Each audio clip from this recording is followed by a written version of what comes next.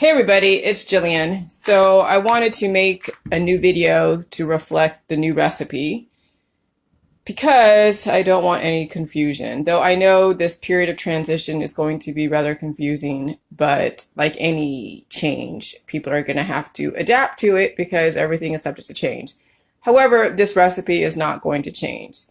The ratios might be a little bit different as far as the cabbage, but the water to salt ratio will stay the same. We did change from the pink Himalayan salt to the white iodized or non-iodized salt, table salt, white salt, that you can get from Morton's in America, or you could find your local or online salt dealer that will give you pharmaceutical grade sodium chloride, NaCl, with no sea salt, no pink salt, no color, okay? And so, because those have all of the excess minerals that is making people plateau, okay? So don't mind my hair. People are plateauing on the pink salt because of the heavy metals, though they call it trace minerals in the holistic world. But a heavy metal is a heavy metal is a heavy metal. No difference, okay? So this is how, now I changed it from 2 cups to 1 cup. And the reason why is because people were really packing their 2 cups. So it looked more like sauerkraut with not a lot of juice. And it was harder to drink. They weren't drinking as much. So here's the thing. Instead of doing 2 cups of cabbage and kale, it's going to be 1 cup. Now, I've been doing this for a while. I don't really have to measure. I can eyeball it, do the same ratios in my jar, because the water and the salt ratio is really what I'm trying to keep consistent. You're always going to adjust your cabbage and kale because it's not everything is going to be the same. So what I do is I do the water to salt ratios, the 2 cups of water, 1 tablespoon of the white iodized salt. Now you see a little flecks in there that I mixed my old pink salt, which is about 5 pounds of pink salt since I had it already, and mixed it with 100 pounds of white iodized salt. Okay, so that way, you know, I don't waste it, and I still get the amazing sodium chloride, pure sodium chloride benefits, and I'm not wasting the pink salt. And, you know, a little bit of, tiny bit of minerals that can't hurt you because you have it in the tap water, which is, this is where I get my water from. I don't do any distilled. I don't do any filtered. I don't do any reverse osmosis. I don't turn into high alkaline water. I just get straight tap water. 7 pH means it's neutral. Okay? It's not basic or so alkaline, and it's not so acidic, I guess. And so, yeah, so now, let's see. So anyways, all right, let me just turn this around. So I wanted to show you all that. And I just woke up, so I don't know if this is easy to see, but I'll just, okay. So these are the jars, okay? You can use a jar with a lid, okay, which it may not be 100% airtight, but no big deal. Don't worry about it, because what you're trying to do is get everything below the brine, okay? And so when the ferments are done, you can turn them upside down, but this you probably wouldn't turn upside down because it's not super airtight, but you can still use pickle jars. So when you actually get done with the ferments and it's done, and it's not like done, like it's fermenting and you see it's kind of rising to the top, you can always mix and stir, and you're not going to harm the bacteria because the bacteria are very resilient. They are one of the most resilient bacteria, lactobacillus. It's an actual endospore, and it can withstand radiation and heat. Okay, so so you can use this jar. There are some jars that do get corroded sometimes because of the salt. I've been doing this for a while, so I just do this because it's sometimes hard to open when it's all rusted. So I've just put a coffee filter, so I'm not going to waste the jar, and use that as a easier way to to open and close. Then other people have locking mechanisms like this where you don't have to use any coffee filter, okay? And it has a rubber grommet and it has a locking mechanism, so don't use rubber filters with this, and you just do what you got to do with this, okay? Let me blow my nose real quick, hold on.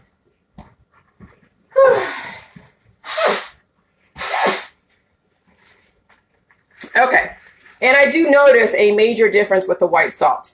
So these are the 3 main jars, and you can use jars even as small as this. This is a quart jar, and you know, and it has its own like central, you know, the two types of lid, or what is it? 2 pieces to the lid, and sometimes they get rusty, so you can use the coffee filters, but if they're pretty new, then don't worry about it. Okay, so those are like the 4 types of jars that you can use. And then what I do is, okay, so you see here with all the, hold on. So what I'm going to do is I'm going to take pieces, like 1 piece of this, right? Okay, so this could be like 2 cups right here. I'm going to put it in my Vita mix okay, my Vita mix. And I'm going to stick this piece in there. I'm going to do 1 tablespoon, and I probably need more. Okay. And actually, you can make it, it doesn't have to be level, but it can. And I dump it in the NutriBullet. Then I take 2 cups of water. Oh, just turn on the sink, and guess what? Oops. The water, it may have all these different minerals, may have some chlorine in it. But remember, sodium chloride is chlorine. So chlorine is not bad for you. Obviously, everything in moderation, and the parts per million in the water supply is not going to harm you, and it's going to be then absorbed and mixed in with the ferments and all the other, the sodium chloride and all of the minerals in the cabbage and kale and the nutrients and the fermentation. So please don't be worried about your tap water unless you live in Flint and it's already been substantiated that they have major issues. Other than that, my water around here is great. I don't worry about it. Okay. So then I pour it in. Let me turn this around. I pour it in the jar, or in the thingy.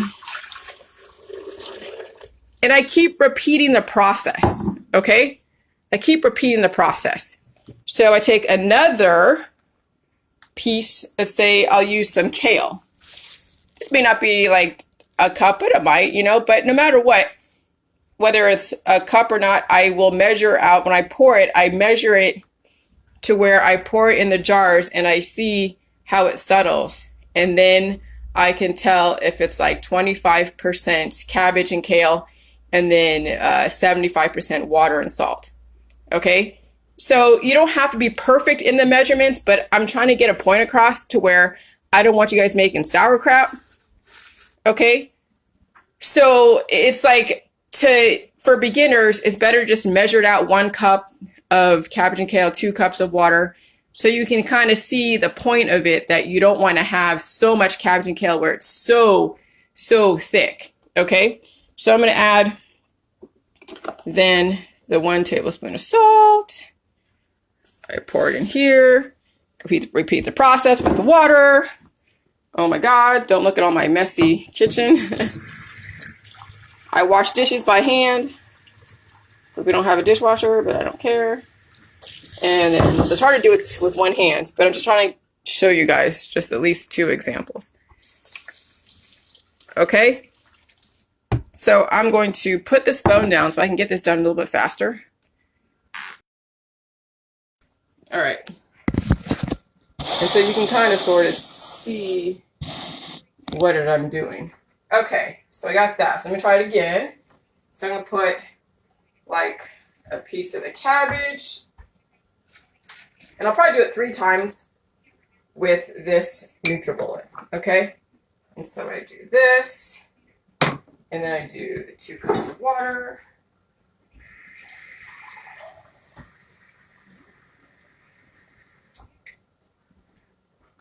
it in. That should be enough for this. I put this thingy on. I make sure it's tight.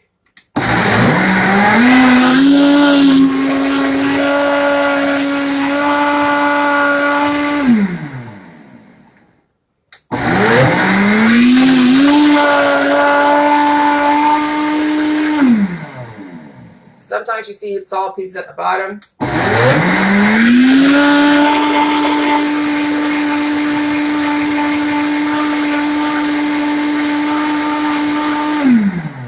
And here's the thing, if you notice that there's so much of the pulp and it's getting thick, then you can lay off the cabbage and the kale and just do the water and salt to then make it juicier, okay?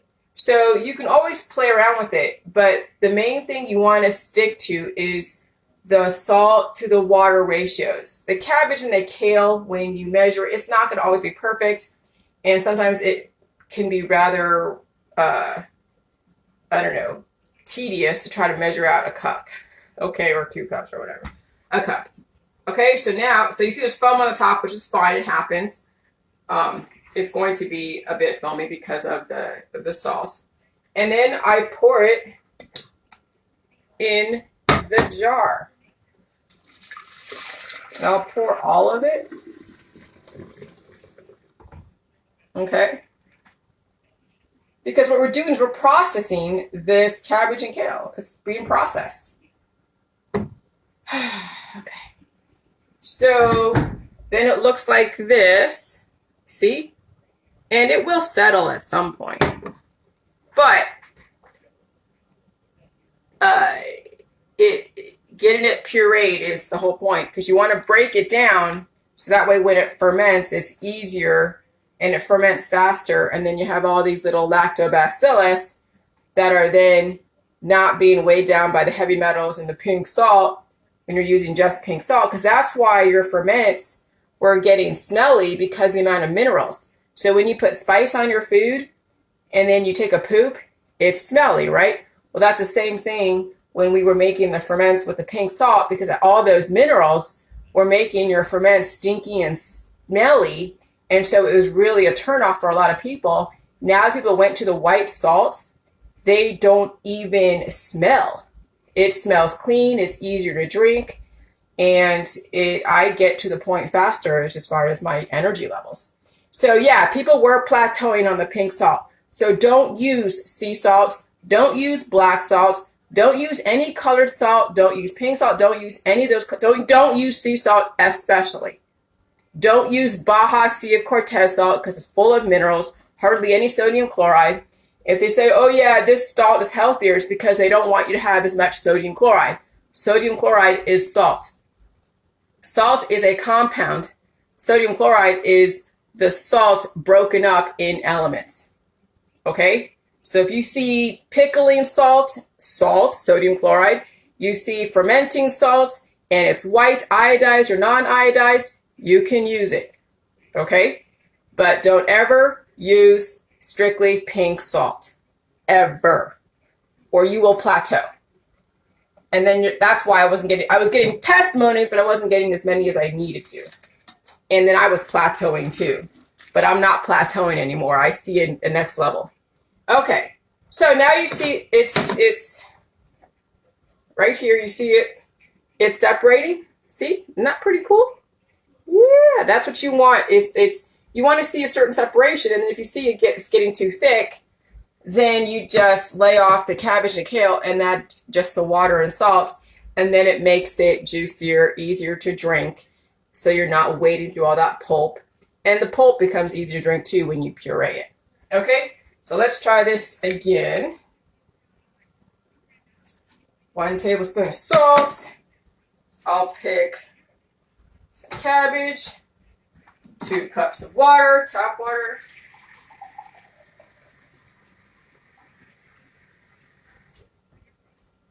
Pour it in this, what do you call this? Vitamix. Repeat the process. I'm going to need more salt, definitely. Okay. Do that. And then add in this, and then 2 cups of water.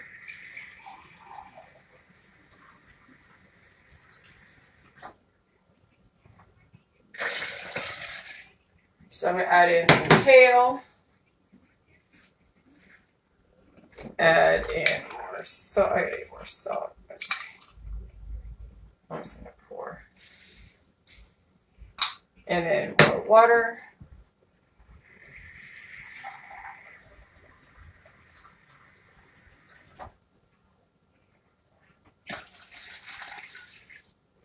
And then I puree it.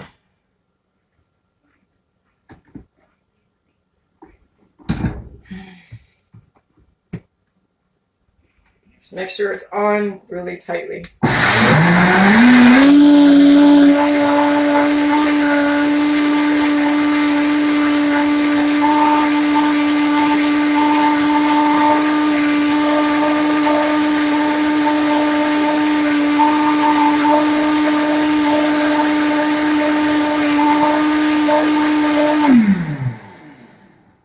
And you can do it for as long as you want.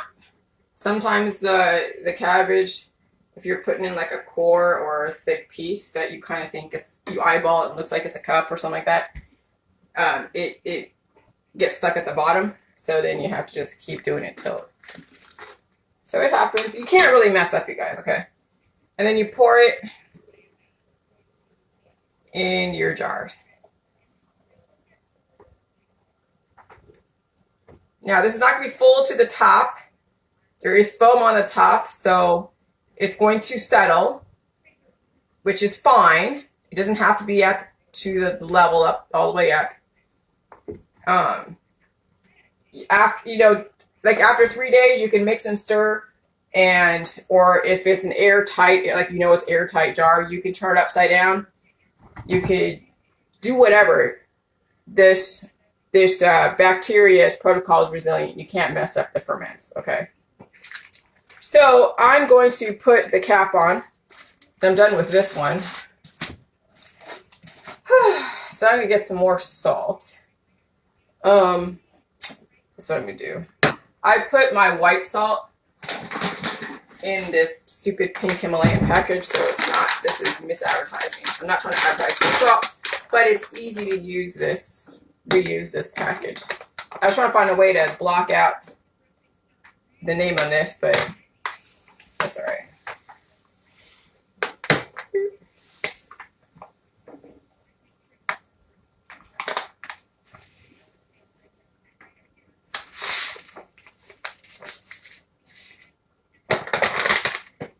So yeah, there's still a few minerals in here, and that's fine. I'm not going to quibble too much over the minerals because of the mixture of the pink salt and the white salt.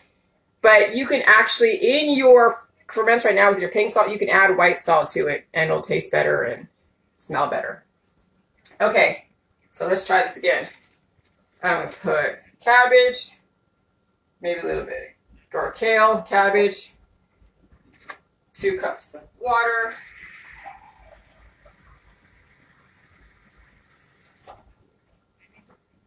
Two cups of water, 1 tablespoon of white salt. And I made it heaping, so it's not level, it's heaping. So I'm not afraid of the salt. Try it again, another cabbage, 2 cups of water, and then 1 tablespoon of salt.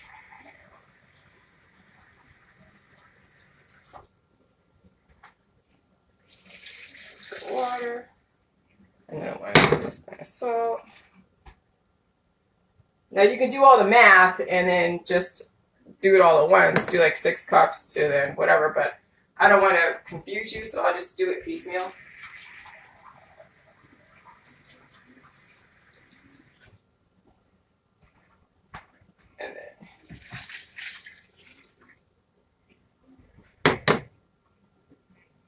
And then shit. Did I lose my place? That doesn't matter. Alright, so, alright. I lost it. That's okay. I'll put a little more salt. It's not going to hurt it. Okay. So, now remember, you can't OD on the salt. These lactobacillus, since I'm kind of talking, kind of losing my place a little bit, that's okay. These lactobacillus can live in high salinity, okay? They can live in high salinity.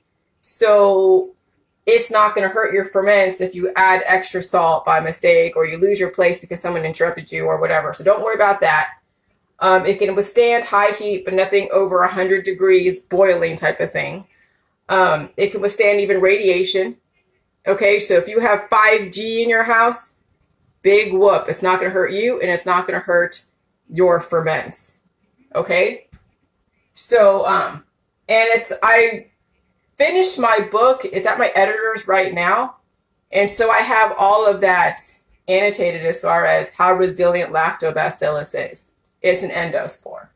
Endospores, which is part of the bacteria. You have trillions of bacteria. You have fungi, you have protozoa, you have parasites, you have proteins, you have bacteria, and you have viruses all in your gut. You have a major colony in your gut. When you take antibiotics, and which is anti-life, that's why antibiotics, whether synthetic or natural, are gut destroyers. Now, it won't but then you say, I thought the bacteria was resilient, it can withstand everything. What happens is when you have an imbalance of heavy metals, trace minerals, or an imbalance of other very aggressive agents, it will lessen the effectiveness of the bacteria. It will make them sluggish, render them inert, and you will also be feeding the fungus that will become overabundant. Okay, so you'll hurt the lactobacillus, feed the fungus with the heavy metals and the excess sugars. And so that's why you see that when people have fungal issues, they have like strep throat because it's an imbalance in the streptococcus bacteria. When you look at the makeup of probiotics, there's like 9 probiotic strains, and then you have 180 lactobacillus strains. And the one that that is so resilient in salt water is the Lactobacillus plantarum, which is what the cabbage then grows. Okay, so that's why you don't want to be feeding your gut antibiotics, because it will then kill off certain forms of life and then feed and it kills you because now you have a fungal infection and you have rendered the lactobacillus sluggish, and you've allowed the fungus and other types of life forms in your body to overtake you. Okay? Hope that makes sense.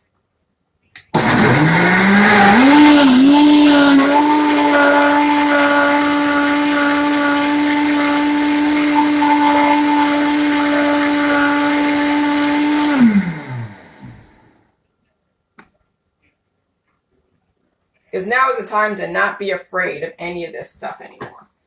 Now you guys just got to do this. Stop being fearful of the industry. Big Pharma's not going to hurt you. Vaccines are not going to hurt you. Nothing's going to hurt you if you reinforce your gut with the right chemistry.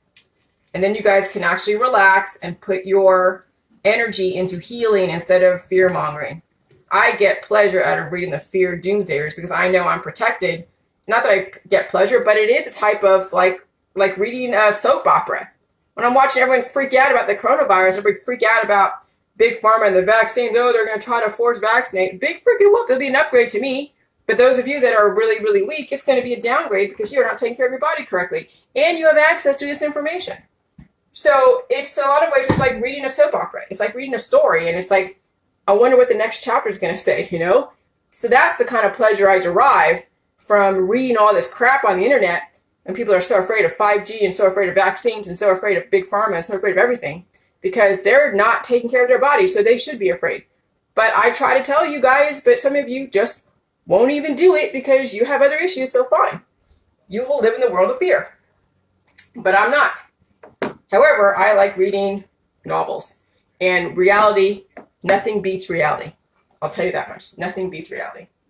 So anyways, 1 tablespoon of the white salt, the cabbage and the kale, which is like about a cup or so. Okay, and then 2 cups of water.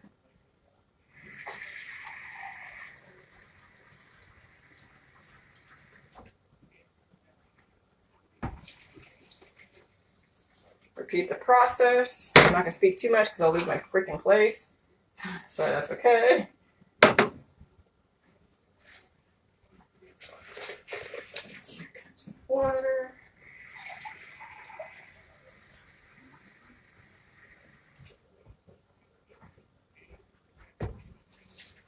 And what I might do, actually, I'm going to pour, well, it's fine. I'll figure this out.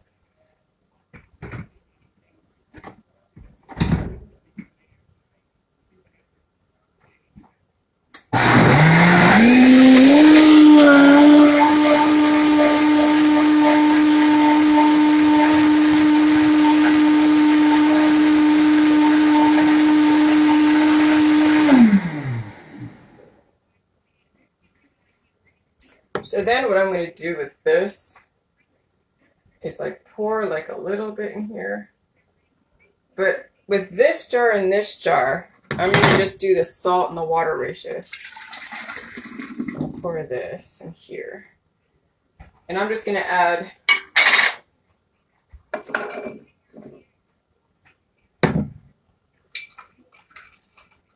I need more salt. Alright. This is not, I'm not using pink salt, I'm using the white salt, but I'm using the pink salt thingy.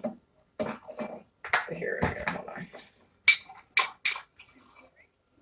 1, 2, 3. And I'm going to add 6 cups of water and even out my ferments. 2,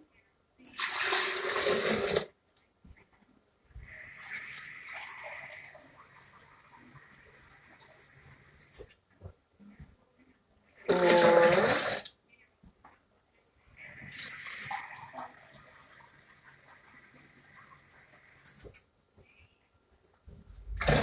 6. All right. So what I'm going to do is, this is just salt water right here. I already have the cabbage and the kale and some of these ferments, but I want to kind of even make it, I don't want to say even it, but like make it to the ratios that I said, as far as 25% cabbage and kale and 75% water.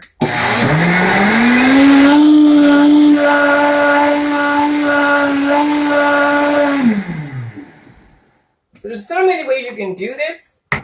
Okay, so I'm going to pour it in this jar just to kind of add and make it more juicy. I'm going to pour it in this jar because this jar looks about 50-50, so I'm going to make it more like 25% cabbage and kale, 75% water. So I'm going to pour it in this. And I'll just pour some in this jar.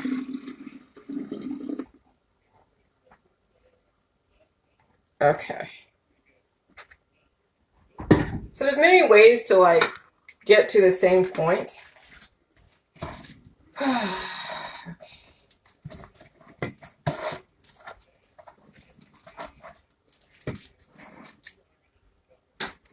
All right, so that's that. So you can kind of see, oops, I gotta lock this. Okay, so you can kind of see it looks like 25% cabbage and kale and 75% water and salt. This is what makes it juice. That's why it's the 1 cup of cabbage and kale and 2 cups of water. So you understand that it should kind of reflect that. Okay, so now I'm going to finish up this other jar. So 1, 2, 3. And then I'm using white salt, not pink salt. 1, 2,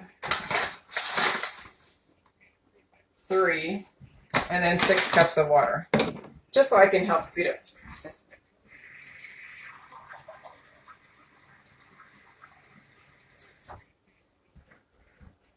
2,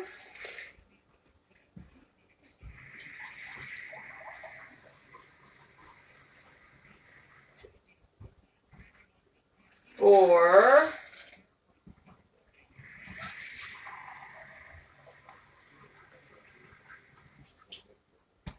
6. Okay. All right. Let's do this. That's done.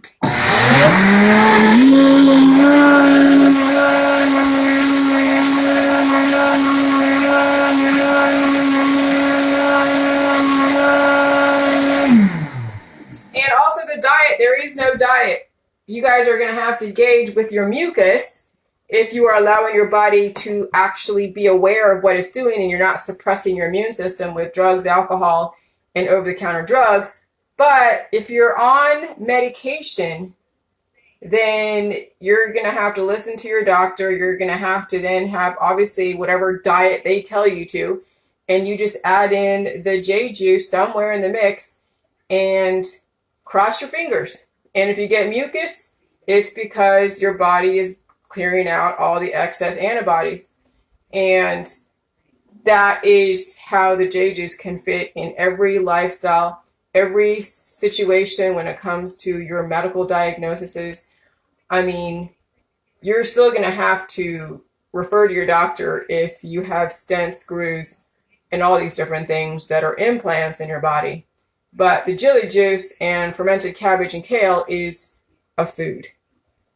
Now, if your nutritionist, who is your doctor or whatever, is telling you to stay away from this food, this food, this food, or telling you to stay away from fermented cabbage juice or low sodium, then if you are very tied in with your doctor and you, if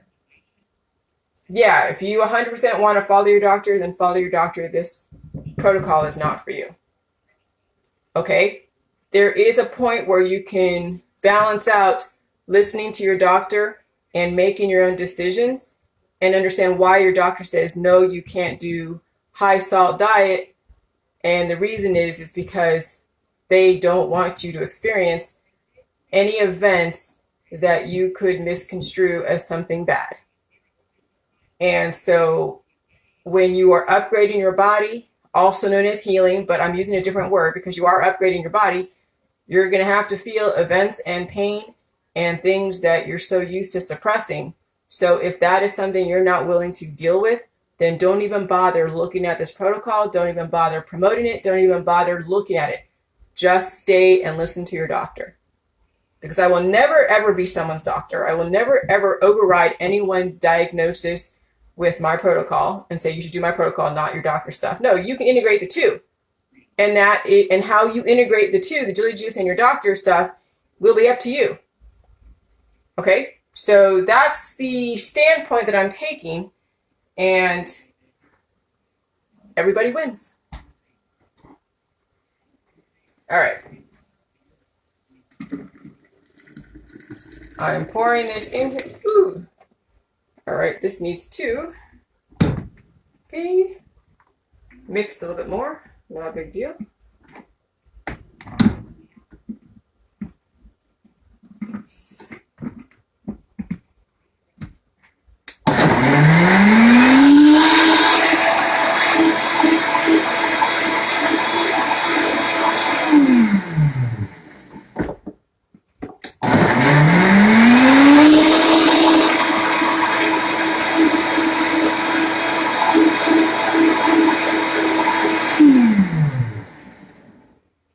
Mucus is your barometer, let you know that the body is releasing the excess. The more mucus you have, it means the body's releasing excess. And so when you're doing the J juice, the body's releasing the excess that's in your body. And then if you eat a food, the body's releasing the excess. It means that you may have to chill out on that food and drink the J juice to release the excess so you can eat that food again. Okay? So mucus definitely has a place, and it is a barometer to how, to your environment, and then the body is recalibrating. Okay, so I'm only going to do water to salt right now. I'm not going to do any more of the cabbage in here. So I'm pretty much done with this. So I'm just add. And then 2 cups of water, and that's it.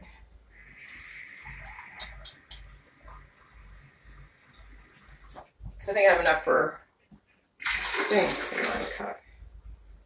So you could always play around with this, but remember the water to salt ratios are pretty much standard. You can do more salt if it's by mistake. It's not going to kill you.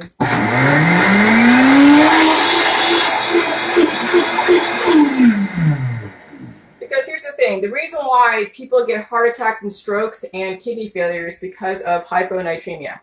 A high sugary diet and a low sodium diet will cause hyponatremia, which is where you have lack of electrolytes, and then the body goes into cardiac arrest or heart failure, liver failure, and all of that. And that is where all the cancer disease and chronic illness comes from, is from the lack of electrolytes. And then people then demonize salt, they demonize sugar, and they demonize anything that is mineral related, and then the body doesn't get anything that they need. And so and I'm not going to say anything about Lily, how about breastfeeding or anything. If you don't understand the Jilly Juice Protocol, then you shouldn't apply it to yourself. You should apply it to, if you don't apply it to yourself, don't apply it to your baby. If you don't understand the Jilly Juice Protocol. So wait for my book to come out, and I'm not going to tell you whether or not it's safe or not.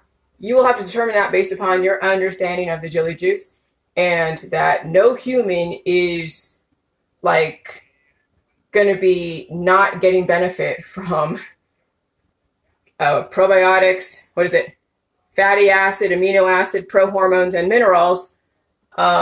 Humans all have viruses, bacteria, fungus, protozoa, proteins, and parasites. And you all need to have your acid, you all need to have your minerals, you all need to have your micro and macronutrition. So you tell me if that's poisonous. If you think that's poisonous, then you shouldn't do the protocol, and you should never give it to your child, and you should listen to your neonatal doctor. I will never tell anybody whether this is safe or not safe, but I will insert logic where it needs to be inserted. My next book is going to go into very detail of the environment is the periodic tables, the biodiversity is the viruses, bacteria, fungus, protozoa, parasites, and proteins, and then biochemistry is fatty acid, amino acid, prohormones, and minerals. That is what's in the Jilly Juice. That's what's in your body. That's what's in your environment. And then there's a balance, and salt is what's missing in most people, if not all people's diets. And so you will figure it out whether or not the Jilly Juice is safe for your child or for you. That's all I'm going to say. All right, you guys, I'm going to go do my thing, but try not to have any fear of anything except for fear that you won't be able to understand this. But I think all of you that are watching will have the ability to understand this. I think you will, Lilia, and I think all of you have the capacity to get past all of the controversy. And then you will understand that you have to deal with healing/upgrading. You know, you're upgrading. Your baby came into this world with predispositions that they've inherited from you. You're dealing with your predispositions that you're trying to, change and break the cycle.